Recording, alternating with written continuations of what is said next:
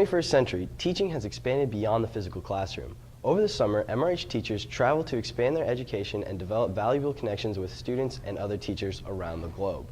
In this segment of Faces Behind MRH, we highlight high school Spanish teacher Nicole Notorangelo and discussed how her experiences in other countries enhance her teaching and provides worldly perspectives to her students.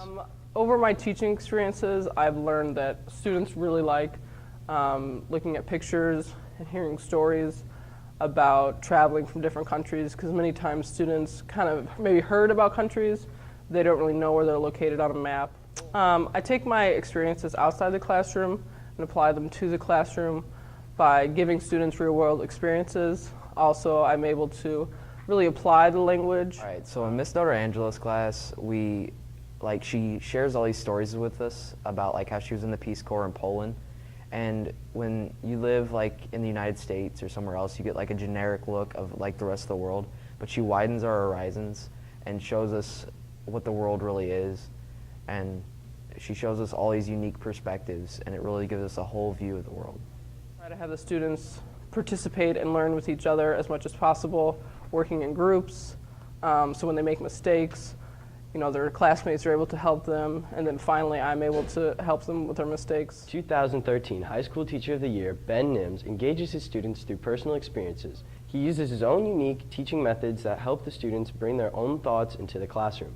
Nims encourages his students to bring their own perspective into everyday learning. Because it's always good as a teacher if you can share a story.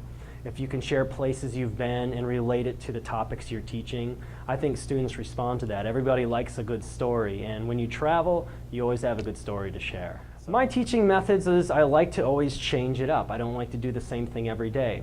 One day I might do more of a lecture and discussion. Another day I might pose students a problem, and they have to sort of think through it and make predictions. What's going to happen? What's happening here? Sometimes it's reviews, sometimes it's new concepts, so I like to switch it up.